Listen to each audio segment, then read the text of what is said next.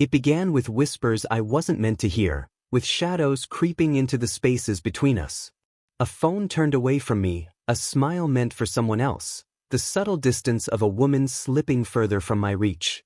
I told myself I was imagining it, but deep down I knew betrayal had already moved into my house. What followed wasn't love lost, but war in silence, revenge carved in perfect symmetry. I used to think marriage died with a bang, fights echoing through the walls, broken plates on the kitchen floor, slammed doors that rattled the windows. But mine began to die in silence. Quiet, creeping silence, like smoke slipping under a locked door. It started with the smallest of changes, so minor I almost convinced myself I was imagining them. Almost. Her phone was the first thing. It never left her hand anymore. She used to leave it on the counter when she showered, laugh when I scrolled through her ridiculous Pinterest recipes, even ask me to reply to a text for her when her hands were full. But lately she carried it like a secret. Whenever it buzzed, her body stiffened. She would tilt the screen away from me, thumbs flying across the glass like a thief in the dark. If I walked into the room, she'd lock it with a quick tap, her expression smooth but her eyes guilty. That was the first spark that lit the doubt inside me. Then came her appearance. She started dressing differently. Not for me, I would have noticed if it were for me. When we went out together, she still threw on jeans and a sweater, her hair tied up carelessly. But when she claimed she was just running errands, suddenly there were tight skirts, heels, and lipstick in a shade that made her lips look like temptation itself. Perfume too, a subtle floral one she hadn't worn in years. At first, I tried to believe it was harmless, some attempt to reclaim her youth, or maybe just a mood. But each time she walked out the door like that, unease gnawed deeper into me. It wasn't just my imagination. I could feel it in the way she moved, the way her eyes darted when I asked simple questions. The house, once filled with laughter and easy conversation, grew heavy with silence. At night she rolled away from me, her back a wall of indifference. I'd lie there staring at the ceiling, listening to the soft rhythm of her breathing, wondering whose name she whispered in her dreams. The suspicion ate at me slowly, like acid on metal, leaving behind only bitterness. Still, I told myself not to jump to conclusions. Everyone goes through phases. Maybe she was just tired of routine, maybe she wanted attention I had stopped giving her. Maybe it was me. I searched my own behavior, trying to remember the last time I made her laugh, the last time I touched her without it feeling like obligation. The answers hurt more than I expected. But deep down I knew. Instinct told me what logic tried to bury. Someone else was giving her what I no longer could. It was the smiles that broke me. The way her lips curled, soft and secret, while her eyes lingered on her glowing screen. She thought I didn't notice, but every stolen smile was a dagger twisted into my chest. She wasn't just texting. She was somewhere else, with someone else, even as she sat 3 feet away from me. And I hated how powerless it made me feel. I didn't confront her. Not yet. I played the part of the oblivious husband, nodding at her excuses, forcing myself to smile when she kissed my cheek before leaving. But inside me, something darker was growing. Rage, yes, but also something sharper, curiosity. Who was he? What did he have that I didn't? How long had this betrayal been weaving itself into the fabric of our marriage without me seeing the threads? The nights became the worst. I would lie awake while she slept beside me, her body turned toward the wall, her phone clutched like a lifeline on the nightstand. The urge to grab it, to scroll through the hidden messages and tear away the veil of secrecy, nearly consumed me. But I didn't. Not because I didn't want to know, but because I wanted the truth on my terms. Her lies would reveal themselves. I just had to wait. Waiting, though, has its own kind of violence. It eats at your soul, makes every second stretch into eternity. I began to study her, the way she glanced at the clock, the sudden excuses to leave, the faint scent of cologne that wasn't mine clinging to her clothes when she returned. Each detail was a piece of a puzzle I didn't want to complete, yet couldn't stop assembling. One evening, as she stood in front of the mirror adjusting her blouse before another errand, I caught myself staring at her not as my wife, but as a stranger. Her reflection glowed in the glass, her hair falling over her shoulder, lips painted crimson. My chest tightened, a cruel mix of desire and fury. I still wanted her, God, I still wanted her. The curve of her waist, the way her skirt hugged her hips, it all stirred a hunger in me that hadn't faded. But that hunger was tangled with anger now, a bitter poison. I wanted her body, yes, but I also wanted her truth, raw and unfiltered. I wanted her secrets laid bare. She noticed my stare and smiled faintly, a practiced curve of the lips that told me nothing. "Don't wait up," she said lightly, as if the words didn't slice me open. And then she was gone, heels clicking on the hardwood, the door closing like a final verdict. I sat there in the silence, heart pounding, fists clenched. That was the night I decided the silence would end. If she thought she could hide her betrayal, she was wrong. I would follow the shadows until I found the source. Whatever truth waited for me in the dark, I was ready to face it. Because ignorance was no longer an option. And so it began, the unraveling. There are moments in life when time feels like it stops breathing. The night I followed her was one of those moments. My pulse hammered in my ears, every beat telling me I shouldn't be doing this, that if I wanted to keep even a scrap of peace I should turn around and go home. But I didn't. I couldn't. Curiosity had curdled into obsession, and obsession leaves no room for retreat. She said she was running late because she had to pick something up. I told her to be safe, kissed her cheek, and watched her disappear out the door. I waited 10 minutes, just long enough for her to think I'd settled back on the couch, and then I grabbed my keys. The steering wheel felt slick under my palms as I tailed her car at a distance. My chest was tight, my mouth dry, every turn she took pulling me deeper into the truth I thought I wanted but feared to face. The streets grew darker, the hum of neon signs bleeding into the night as we left familiar neighborhoods behind. She drove like she had a destination carved into her bones. No hesitation, no second thoughts.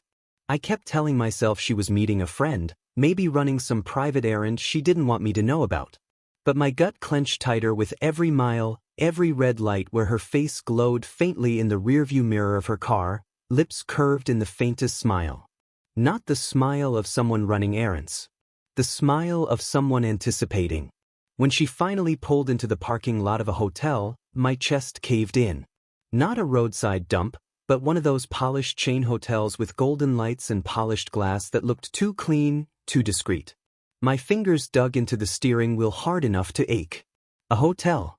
There was no innocent reason for this, not dressed the way she was, not with that perfume drifting in the air when she left the house.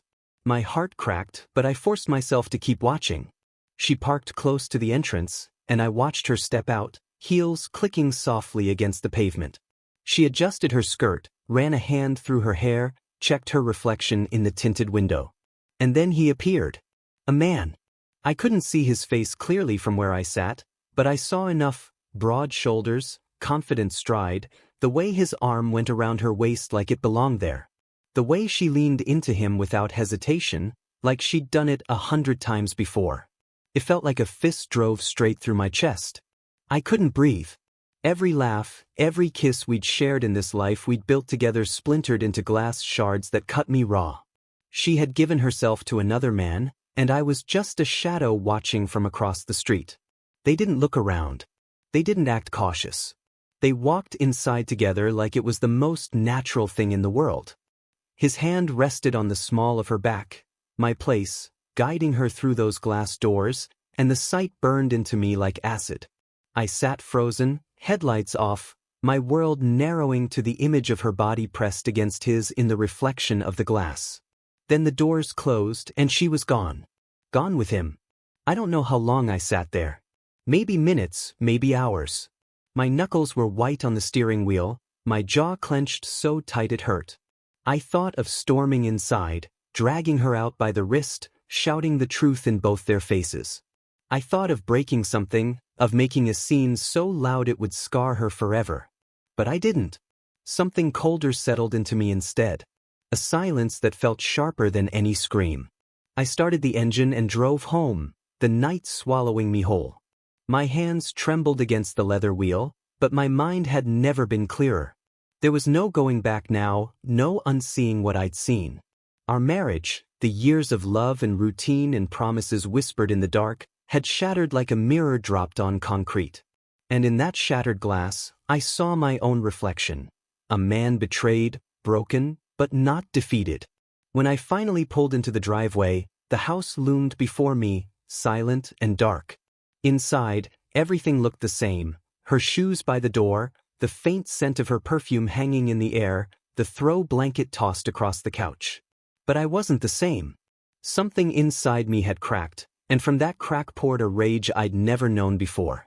It was quiet, but it was there, simmering deep beneath my ribs like molten iron waiting to be shaped.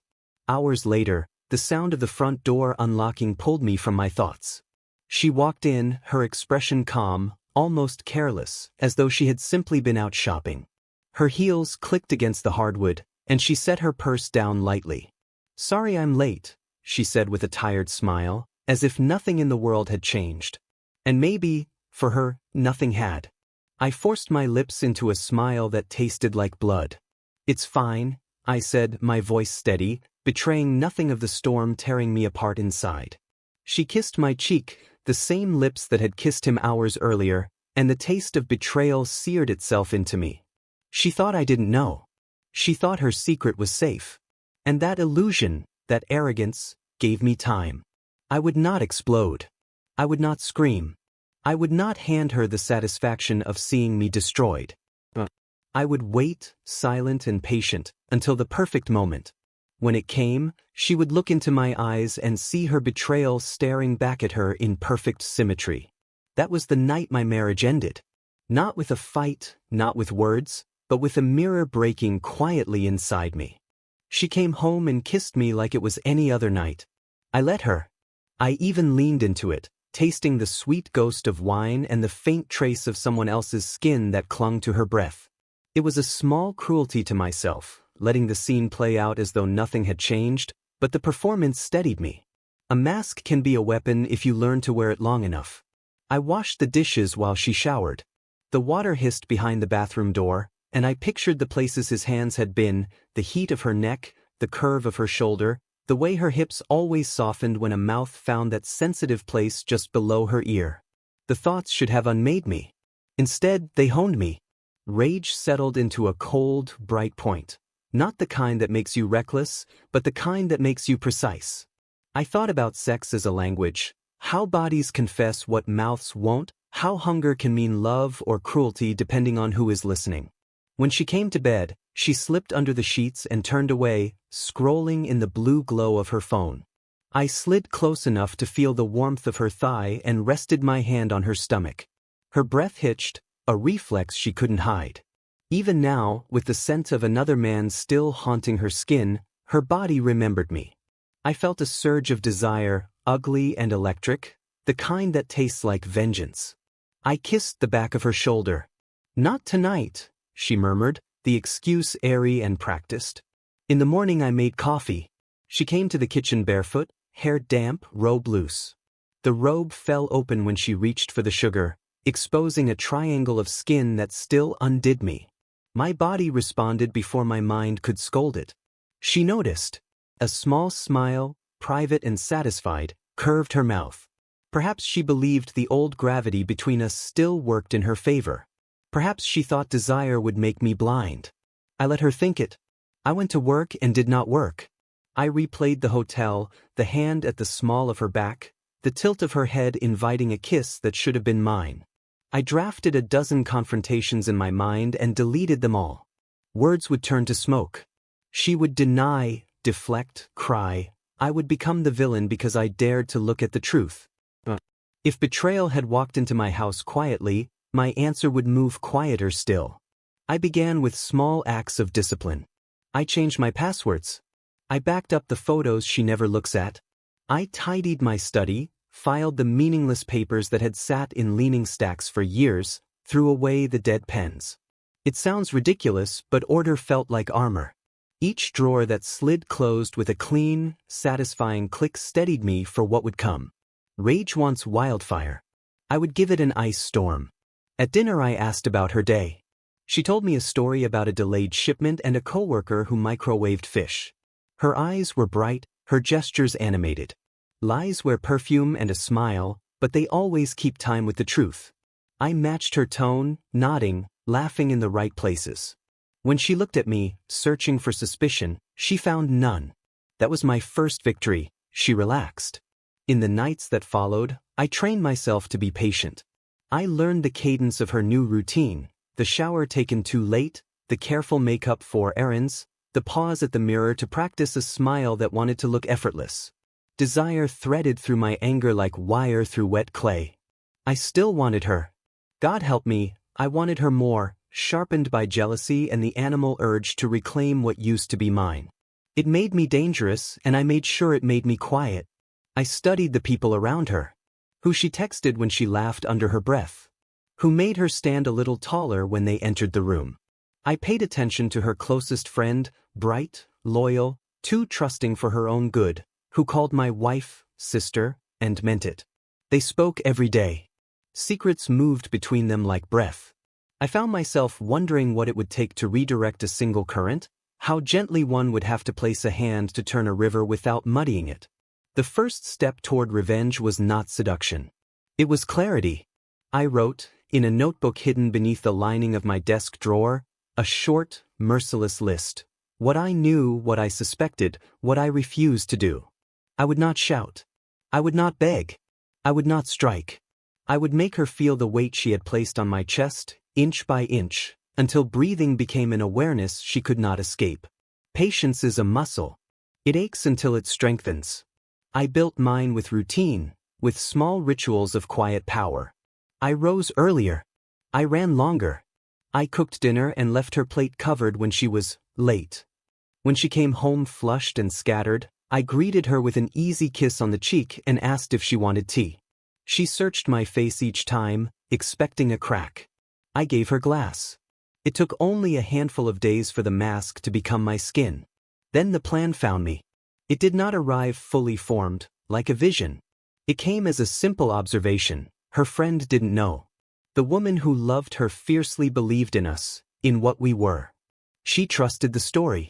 And trust is leverage, the kind that moves quietly and crushes everything if you angle it right.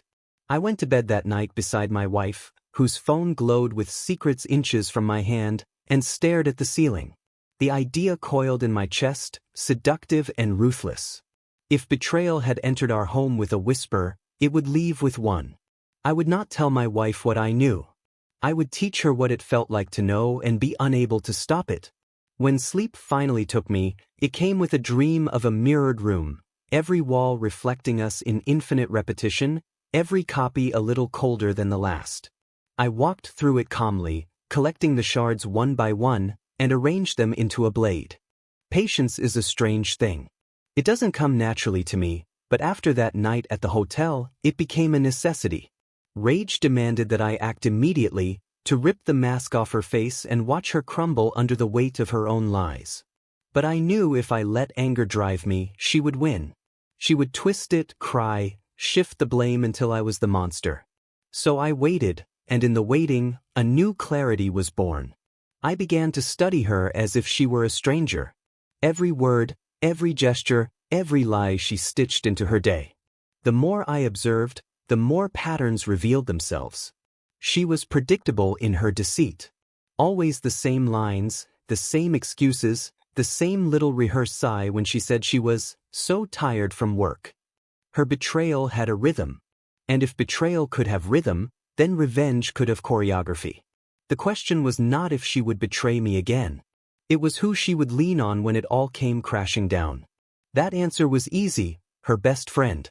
The woman she called her sister, the one she trusted with everything. They had known each other since college, shared secrets that I would never be allowed to touch. Whenever life bruised her, that was the first person she ran to. If I wanted her to taste the full flavor of what she had fed me, that was where I needed to strike. The idea felt obscene at first, even to me. To use someone innocent, someone who loved her, just to make a point? But the longer I thought about it, the sharper the idea became. Innocence doesn't exist in the middle of betrayal. Once the poison spreads, everyone is contaminated. She had destroyed our marriage with her secret. I would destroy her foundation with mine. It started with small moves, I made myself available in subtle ways. Offering to help her friend when she needed something heavy carried, or her car jumped, or just an extra hand moving boxes. She was grateful, of course. Why wouldn't she be? I was the dependable husband, the good man she believed in. I played the part perfectly, and every "thank you" she whispered felt like another step closer to the symmetry I craved. I let my loneliness show in fragments. Nothing obvious, nothing crude. A sigh too long, a half-finished thought left hanging in the air, the quiet weight in my voice when I said, "It's been hard lately." She noticed, of course she did. Women like her always notice. That soft empathy in her eyes was the first crack in her armor. Not desire, not yet, but pity. And pity, when nurtured, becomes closeness. My wife never suspected. She was too busy polishing her lies, too preoccupied with whatever thrill she found in that hotel room. The irony amused me. She thought she was untouchable, sneaking around with her lover, while I was already laying the foundation for her collapse. Every time she kissed me goodbye, she was kissing the man quietly sharpening the knife behind her back. At night, as she slept with her body turned away from mine, I stared at the ceiling and envisioned the moment. The revelation. Her face crumbling the way mine had. The sting of betrayal not from some stranger's bed, but from the person she trusted most. That was the perfection I wanted. That was the symmetry. Of course, temptation played its part. I'd be lying if I said I didn't feel it when her friend laughed at my jokes, or when her hand brushed mine and lingered just a fraction longer than it should. She had a warmth my wife had long since abandoned. A natural softness, the kind that makes you want to lean closer. There were moments when I had to remind myself that this wasn't about love, or even lust. It was about teaching a lesson in the only language betrayal understands. Still, I couldn't deny the thrill. Each time I caught her friend's eyes lingering on me, each time I saw her struggle with something she couldn't quite name, I felt alive. Not broken, not weak, but alive. My wife had taken something from me in that hotel room, but here I was, reclaiming it piece by piece. The plan was simple, but simplicity has its own elegance. I wouldn't force it. I wouldn't rush. I would let her friend fall naturally into the space my wife had left empty. A space she couldn't help but notice, because my wife told her everything.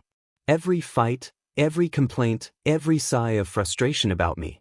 She had unknowingly set the stage for me. I just had to play the part she had already written. And I would. Patiently. Perfectly. Until the day came when the mirror turned, and she saw her own reflection staring back at her. Not the face of her husband, but the face of her best friend. That night, as the plan settled fully in my mind, I lay beside her again in silence. Her breathing was steady, her phone glowing faintly on the nightstand with secrets I didn't need to read anymore. I didn't need proof. I had something stronger. I had purpose. I didn't chase her friend, I made it easy to fall into my orbit.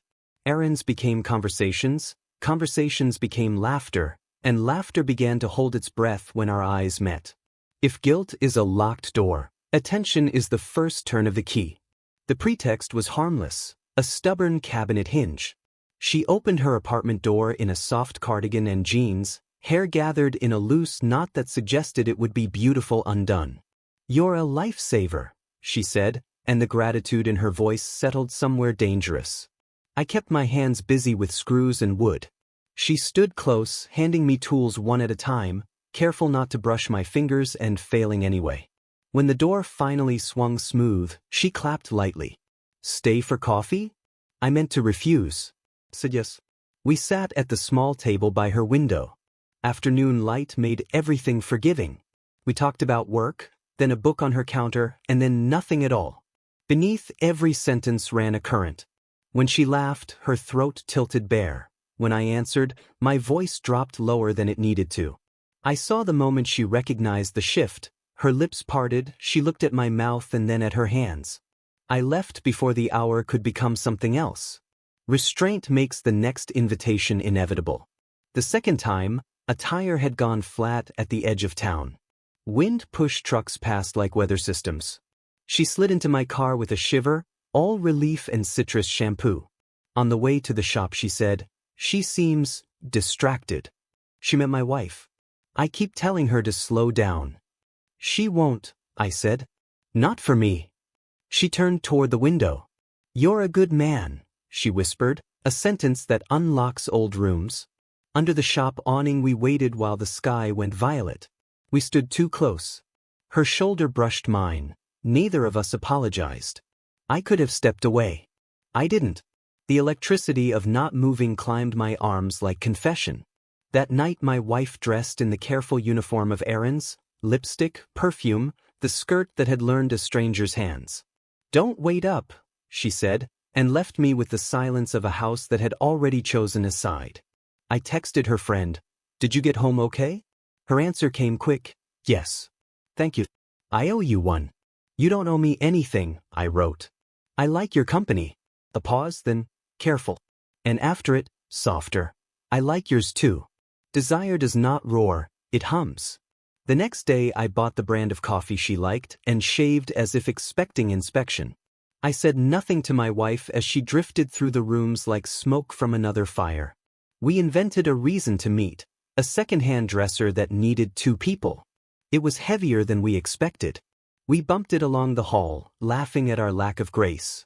A drawer slid open and spilled a pale ribbon of silk across my wrist. She snatched it up, blushing to her ears, then laughed against the back of her hand. "I'm not usually this embarrassing." "Don't be," I said, and the words came out rougher than I intended. Heat gathered in the small bedroom, a bloom of summer on winter air. We set the dresser in place. She shut the door without thinking. The click multiplied the quiet. I became aware of everything, the rhythm of her breath, the faint powder scent of her skin, the prim bite of her lower lip. She stepped closer to admire the fit, or to test the distance, or because gravity had finally done its work. "It looks good there," she said, not moving away. "You do too," I said, and watched the sentence land. Her hand lifted to my jaw as if asking a question. I answered by not retreating. The first kiss was a brush, 2 notes testing if they could harmonize. The second had intent. The third was a decision. She tasted like coffee and fear. My hands found her waist, learning a shape I had memorized in glances. She pressed against me with a small sound that made restraint collapse into something merciful and shameless. We both said we shouldn't at once, and both meant we will. It wasn't love. It was physics, 2 bodies solving an equation we'd pretended not to know. We didn't undress completely. Wanting is often stronger when it stops a breath before the edge.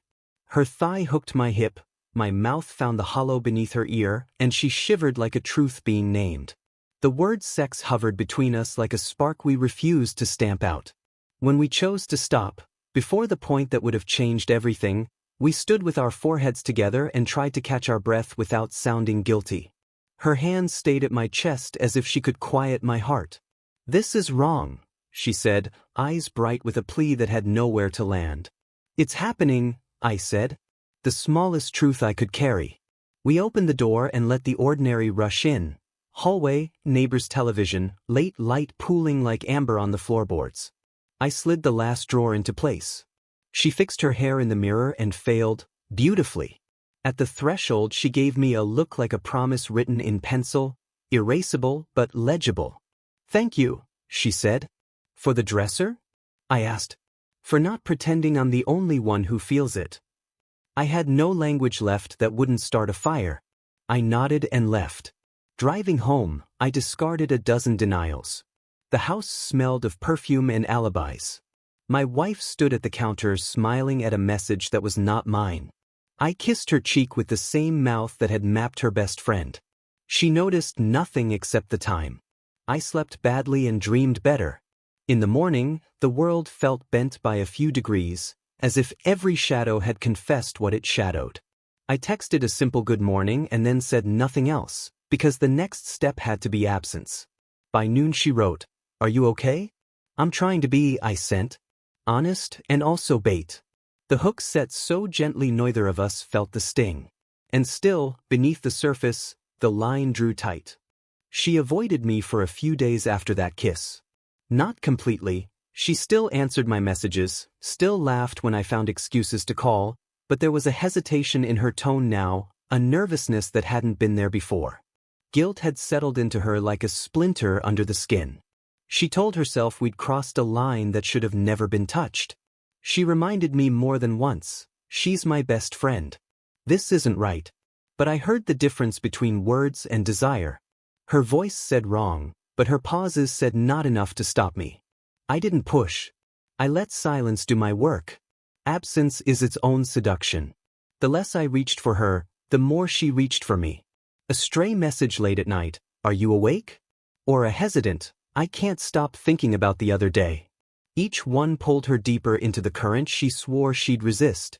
The next time we met was at our house. My wife had dragged her along to help plan some dinner party. They sat at the kitchen table with wine glasses between them, flipping through cookbooks like it mattered what we served. I stood at the counter, watching. My wife leaned close to her, whispering some joke that made them both laugh, and for a brief moment I almost admired the irony. She had no idea her sister carried my secret on her lips. When our eyes met across the kitchen, her friend faltered. The laughter caught in her throat, and she stared at me for a second too long. My wife didn't notice. She was too busy refilling glasses, but that hesitation was everything. A silent confession, a thread pulled loose from the fabric of their bond. Later, when my wife went upstairs to fetch candles, the kitchen fell quiet. I dried a dish just to give my hands purpose, but I could feel her watching me. The space between us hummed with something raw and dangerous. "You're playing with fire," she whispered, voice trembling. I set the towel down slowly, turned just enough to catch her eyes. "Then why are you standing so close to the flame?" Her breath caught. She looked away, ashamed, but she didn't move back. That night, I lay awake beside my wife and thought about the look in her friend's eyes, fear and hunger braided together. The cracks were there now, spreading wider with every stolen moment. We found excuses. That's how it always happens. A coffee after work because she just needed to talk. A walk in the park because she couldn't clear her head. Each time, we danced around the boundary, pretending not to notice how our steps drew us closer. Once, in her car, rain streaming down the windows, she turned to me with tears in her eyes. "She trusts me with everything. If she knew," she trailed off, shaking her head. I reached for her hand, holding it just long enough to make her tremble. "She trusted me once too." Her lips parted, and for a moment I thought she would kiss me right there. Instead she pulled away, fumbling for the ignition. But I saw it, the way her body leaned before her mind stopped it. The battle inside her wasn't about loyalty anymore. It was about timing. The truth is, she wanted what I was offering. Not just attention, not just touch, but the illusion of being seen. My wife had taken her for granted, just as she had taken me. The difference was, I knew how to use that wound.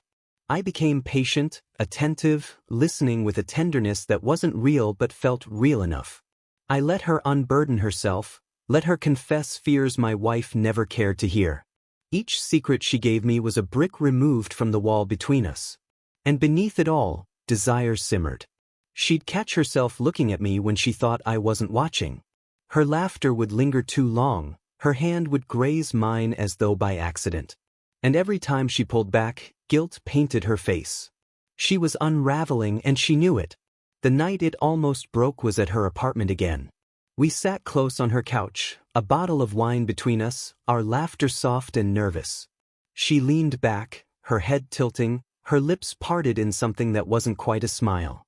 I touched her hand, just lightly, and she didn't move. Her eyes closed for a heartbeat, her body betraying her before her voice could. When she finally spoke, it was barely a whisper. "If we cross this line, there's no going back." I leaned closer, so close she could feel my breath. "There's no going back already." She didn't kiss me that night. But she didn't ask me to stop either. And that silence was enough. At home, my wife asked why I seemed so content lately. I almost laughed. Content? What I felt was sharper than contentment. It was control. The scales were beginning to balance, and she didn't even see it. The cracks in loyalty had become fractures. And fractures, once begun, only deepen. Rain came back like a confession the night the line finally broke. Streets shone, headlights sliding quicksilver over the asphalt. I told my wife I'd be late finishing a report. She kissed me absently, eyes on a message humming against the counter, and said she might run an errand. The symmetry almost made me smile. I didn't go to the office. I drove to the apartment I could now find without maps, parked 2 blocks away, and walked under the wet hiss of trees until her window glowed ahead. She opened with the chain still on. We both stared at that narrow strip of metal as if it were the last intact law. Then she slid it free. I told myself I wouldn't call you, she said, voice thin with honesty. And then I kept looking at the door. I told myself I'd turn around, I answered. And then I kept walking. We stood in the entry, rain ticking on the sill, silence heavy with our almosts. Her cardigan hung on a chair like a suggestion. She wore a simple black dress that looked accidental and felt deliberate. The place smelled like oranges and clean linen. It smelled like a life that hadn't been wrecked yet. We shouldn't, she began. We already are, I said, and her eyes softened as if I'd relieved her of permission. We didn't rush. She made tea, hands trembling just enough to make the spoon sing. We sipped without tasting. When she set her cup down, our fingers found each other over the table and didn't let go. Heat rose through that narrow bridge of touch. I hate that this is happening, she said. I hate that I want it more. Then tell the truth, I said. We want. We will. We'll pay later. She gave a small, miserable laugh that turned into a breath when I leaned across the table and kissed her. Not a test, not a theory. A choice. She came toward it with a sound I felt in my chest, palms sliding to my jaw as if to steady herself against a sudden wind. We found the wall and then forgot it, the door and then forgot it, the lamp and then let it be. The room narrowed to pulse and breath, to the rhythm that begins when restraint is finally abandoned. I tasted tea and rain on her mouth. Names would only make the moment heavier than it was. Bedroom, she whispered. The word was not permission but direction, and I followed it. We crossed the short hall like conspirators, laughing once when my shoulder knocked the frame. In the mirror we were 2 strangers who had worn guilt thin. Her hands steadied, mine shook. Desire turned from a hum to an instruction. I won't pretend it was gentle. It was urgent, grateful, 2 people who had circled a fire and finally stepped into it. When clothes came away, we did it without ceremony, practical, knowing hesitation was the most dangerous thing. Skin met skin, breath braided. The word sex stopped hovering and became a door we walked through. I won't give a catalog. What mattered was the honesty inside the act, how she pulled me closer with both hands and a please that wasn't apology, how I answered without language. She wasn't a stand-in for revenge in that blinding span of minutes. She was a person, warm and present, and I was one too, allowed to feel without bargaining with pride. We were reckless and careful by turns, inventing a map and burning it as we traveled. When it became too bright, we slowed. When caution crept in, we let the moment decide. After, silence gathered. Her head rested on my shoulder, our breaths found the same pace. I counted a heartbeat that had moved from rage into something I didn't want to name. She traced a line on my chest like a confession she'd erase. This will ruin things, she said quietly. They're already ruined, I said. We're just telling the ruins what they are. She nodded and lifted her face. Tell me this isn't only to hurt her. I wanted to lie. I wanted to say it had nothing to do with my wife, that I'd been falling for weeks without noticing the cliff. But revenge had been the architect even if desire had done most of the construction. It started there, I said. It didn't end there. She searched my face for a cruelty she feared and didn't find. Relief hurt her, I saw it. She kissed me again, slower, as if to promise herself that feeling could be chosen more than once. We settled into a quiet that felt less like aftermath and more like a room with the lights off. Her phone buzzed once on the dresser, small and insistent. She flinched, then laughed at herself, and silenced it without looking. It's probably her, she said. She wanted to plan brunch. Guilt and desire walked through me holding hands. I imagined my wife across town fastening a bracelet another man had unclasped, writing an alibi with the same fingers she used to text her friend. Symmetry again, perfect and terrible. We'll be careful, she whispered, as if the future were a sleeping animal. We have to be. We will, I said, and meant only that we would try. When I left, the rain had gentled. I stepped into the corridor lighter and heavier at once, the paradox of a man who had both crossed a line and discovered it had been behind him for a long time. The elevator smelled like old paper and lemon. In the blurred mirror of the doors, I looked like someone I recognized and didn't trust. I drove home by slow streets. In the kitchen, a note waited, "Out late. Don't wait up." I pinned it to the corkboard with a heart magnet, then washed my hands too long and watched the water. In bed, I lay still until the mattress shifted with her return. She moved quietly, not to wake me, and failed. I kept my breathing even. She pressed a kiss to my temple and smelled like night air and stranger.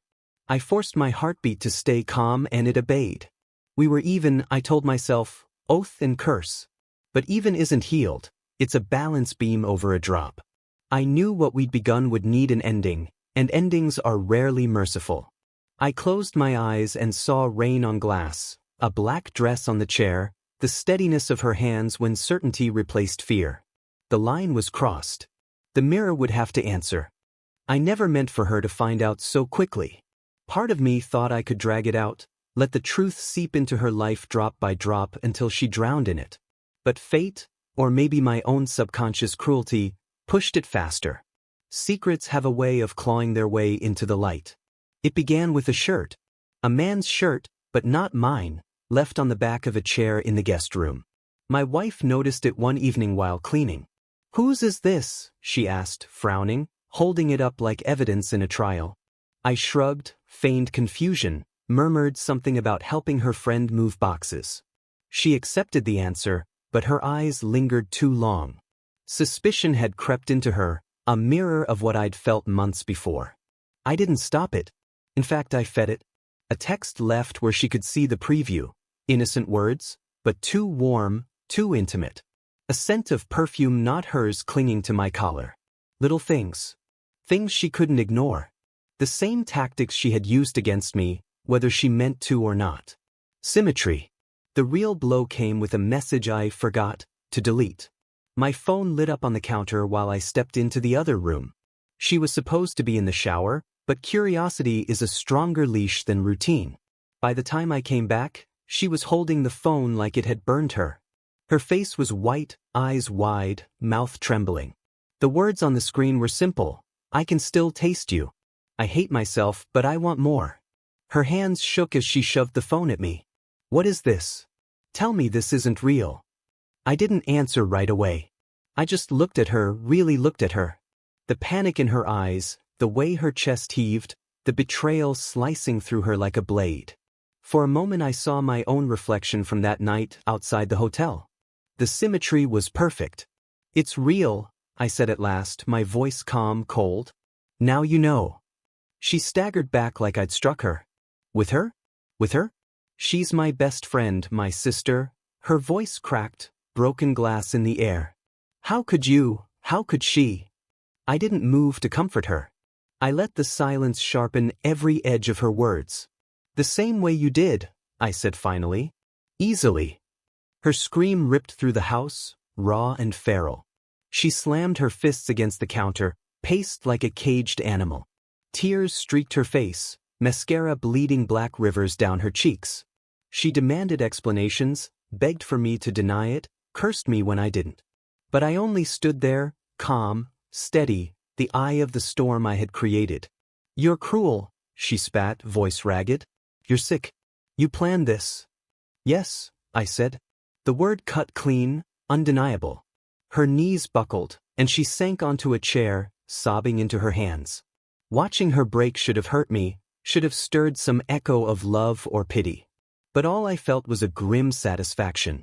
This was the mirror. This was the pain she had carved into me, reflected back with flawless precision.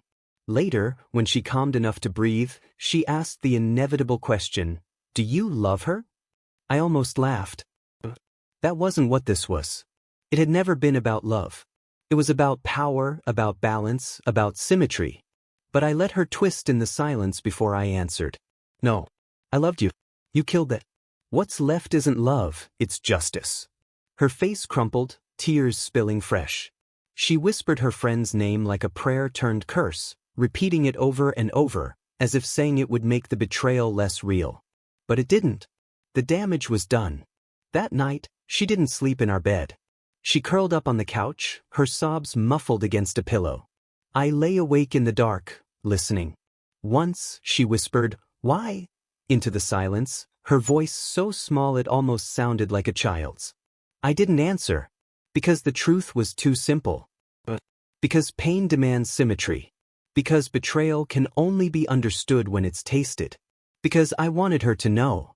And now she did. The next morning, the house felt different. Not quieter, emptier. My wife moved through it like a ghost, eyes hollow, shoulders hunched. When our gazes met over the breakfast table, there was nothing left between us but ashes. She had lost more than a husband. She had lost her sister, her confidant, the one person she trusted most. And she knew it. That was the weight I wanted her to feel. That was the knife I had spent weeks sharpening. And when I saw it land, when I saw the reflection of my own heartbreak etched into her face, I knew the symmetry was complete. The morning after the revelation, our house stopped being a home. It was no longer walls and warmth. It was a battlefield, each room an open wound. I could feel the air vibrating with her fury, with her grief. She moved through the halls like a storm contained only by drywall, and I knew sooner or later it would break. It didn't take long. "You've destroyed everything," she screamed that night, standing in the kitchen with her hands balled into fists. "Do you even understand what you've done? Not just to me," her voice cracked. "To her. To us." I leaned against the counter, arms crossed, calm in the face of her rage. Everything was already destroyed. I just made sure you could see the ruins. She flung a glass at the sink. It shattered, water exploding across the counter. "You're cruel. You're heartless. You wanted to punish me, and you dragged her into it like she was nothing." Her words cut deeper than I wanted to admit. Because she wasn't nothing. Her friend had been soft where my wife was sharp, tender where she was indifferent. But this wasn't about tenderness. This wasn't about love. This was about symmetry. And symmetry never asked for kindness. "She made her choice," I said evenly. "Just like you did." Her laughter came broken, bitter. "She didn't choose you. She chose a lie. You manipulated her, didn't you? You fed her all the right words, just so you could twist the knife in me." "Maybe," I admitted. "But you were the one who handed me the blade." Her face collapsed, fury collapsing into something raw, despair. "I loved you," she whispered. "Even when I messed up, even when I strayed." I stepped closer, my voice like ice. "Don't you dare dress betrayal up as love. I saw you in that hotel. I know exactly how much you loved me." Her hand flew to her mouth as if I'd slapped her. Tears welled again, spilling down her cheeks, and for a moment I almost reached out. Almost. But mercy wasn't part of this war. Meanwhile, her friend had gone quiet. The woman who had laughed in my kitchen, who had whispered my name like a secret, now sent only short, guilty texts. "We shouldn't see each other. Not after this." And later, "I can't do this. She's broken. I can't be the reason she suffers more." I didn't fight it. I knew guilt would choke her sooner or later. She had stepped into the fire with me, but unlike me, she didn't want to burn. She wanted to go back to the life she had before. She wanted forgiveness. But forgiveness wasn't part of this equation. My wife noticed her absence quickly. "She won't even answer my calls," she said one morning, voice hollow, eyes red from crying through the night. "She was supposed to be here for me. And now she's gone. Because of you." "No," I corrected softly. "Because of us." The look she gave me then was pure hatred, sharp enough to carve bone. It didn't hurt me the way it should have. If anything, it satisfied me. Hatred was honest. Hatred was proof she understood. The days blurred into shouting and silence. Sometimes she screamed, hurling accusations until her voice broke. Other times she didn't speak at all, just moved through the house like a ghost, her eyes avoiding mine, her shoulders sagging under the weight of betrayal doubled back on her. And me? I existed in that silence like a blade in its sheath. Calm, steady, waiting. I didn't gloat. I didn't need to. The victory was in her eyes every time she looked at me. One night she finally broke. She stood in the living room, arms wrapped around herself, her body shaking. "You've taken everything from me," she whispered. "My husband. My best friend. My life. What do you have left now?" I looked at her for a long moment, feeling the answer settle heavy in my chest. "Peace," I said at last. "Because now you know what it feels like." She stared at me, her face a mixture of hate and heartbreak, then turned away. That was the last time she tried to fight me. The war was over. But the ruins remained. Trust was gone, poisoned beyond recognition. Love had withered into ash. And between us lay a chasm neither of us could cross. She had lost me, yes, but worse, she had lost her anchor, the friend she thought would always stand by her side. And that was the true punishment. Not me. Not the affair. But the silence where that friendship used to be. The hollow she would feel every time she reached for her phone and realized no one was on the other end anymore. I had wanted symmetry and I had found it. But standing in the wreckage, I realized symmetry doesn't heal. It only ensures both sides bleed the same. In the end there were no declarations, no courtroom speeches, no sudden apologies that made the credits roll. Love didn't end with a bang, it settled like dust. I woke one morning and realized the house no longer sounded like ours. Cabinets closed without echo. The hallway held its breath. Even the bed had learned our distance, a neutral country patrolled by pillows. We lived as if separated by glass, close enough to see each other's mouths move, too far to feel the words land. She stopped asking where I went in the evenings. I stopped pretending I wanted to be asked. When we ate in sequence, a relay of plates. She took the first lap around the kitchen, left the spoon at a perfect angle, and retreated before my footsteps arrived. It is easy to move around someone you no longer intend to touch. And yet the body remembers. Sometimes she would brush past me and the heat of her skin would turn the room vivid. A memory would lift its head, her hair spilling over my hands, the involuntary sound she made when my mouth found the hollow of her throat. Desire is a stubborn archivist. It preserves what you wish would fade. I caught her looking at me once, not with love or forgiveness, but with that flicker of hunger that turns to hatred as soon as it is recognized. We turned away at the same time and called it restraint. Her friend wrote only once more. I've told her the truth she needed to hear. I'm leaving town. Please don't reply. I didn't. I imagined her packing, placing the black dress at the bottom of a bag like a confession she meant to bury. I didn't hate her or love her. She had been the instrument and the echo. On a Sunday we divided the drawers. There is a violence to sorting socks, a brutality to choosing which coffee mugs belong to whom. She kept the chipped blue one because she said it made tea taste like rain. I kept the heavy white one because it never pretended to be delicate. We were kind to each other in those small negotiations, and the kindness hurt more than all the shouting had. We made a list and stuck to it. Picture frames, lamps, the old rug that never lay flat. Each object carried a ghost of the life we had meant to keep. I watched her cradle a stack of photographs as if warmth could pass through paper. She watched me fold the spare sheets like a man finishing a task assigned long ago. We were gentle, but gentleness could not disguise the fact that we were dividing a life, not just a room. Papers followed, deeds, policies, numbers arranged like fences.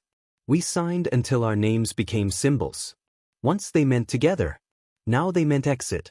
She paused and asked, "Do you think about the first time?"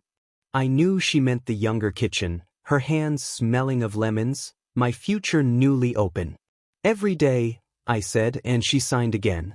That night, unable to sleep, I walked the rooms and let memory touch the furniture.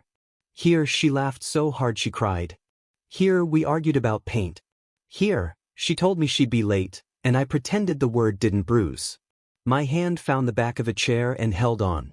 I tried to find the villain in the shadows and discovered only two ordinary silhouettes facing away from each other. She stood in the doorway watching me. No makeup. No armor. "Do you hate me?" she asked. I thought about the hotel, about the chain sliding free on a different door, about the note magnet to the corkboard, about my own hands where they should never have been. I searched myself for something clean and found only complicated weather. No, I said. I don't hate you. I hate the part of me that needed to hurt you back. She closed her eyes and something unclenched in the room. We didn't make love. The word would have been a lie and the act a theft. But we stood near each other long enough to remember how we used to breathe. The nearness carried its dangerous charge. The body is quick to surrender to old maps. I let the pull pass through me like a storm. She did the same. Perhaps that was the last tenderness left to give, not taking what could still be taken. Days narrowed into decisions. She found an apartment on the other side of the river. I helped her move the boxes because symmetry, if it teaches anything, teaches that you must carry what you break. We didn't speak of the friend. We didn't speak of the man at the hotel. We spoke about the stubborn elevator and the way the light pooled on her new floor like a second window. When I set the last box down, we both knew it was the final, minor ceremony. She touched my wrist, an old gesture stripped of its future, and let her hand fall. On the drive back, I realized justice had not felt like justice in the end. Revenge is a mirror. It shows you your wound from the other side, but it doesn't close it. I had wanted balance. What I achieved was weight. The scale didn't level, it only learned to hold 2 stones instead of 1. That is what the word symmetry really means when spoken inside a house. Equal ruin. I slept on the couch that night and woke before dawn. The window held a pale seam of light. For the first time in months the air tasted plain. Coffee, dust, rain not yet arrived. I carried the heavy white mug to the sink and washed it slowly, listening to the water drum the porcelain like a soft insistence. I pictured her somewhere across the river doing the same with the chipped blue one, 2 small rituals in 2 small kitchens, synchronized without intention. This is not an apology. It is not a victory lap either. It's the record of a man who learned that pain speaks in echoes, and that answering an echo only sends the sound farther. If there is a lesson, it is this: what you mirror will inhabit you. I will carry the shape of what I did the way a healed bone carries the memory of the break. Stronger at the seam, yes, but never again the same. I turned off the tap. The house waited. Somewhere a new morning was threading itself through the city. I dried my hands and stood very still, measuring the quiet, feeling at last that it belonged to me. Then I did the only honest thing left. I opened a window and let the cold come in, and I breathed.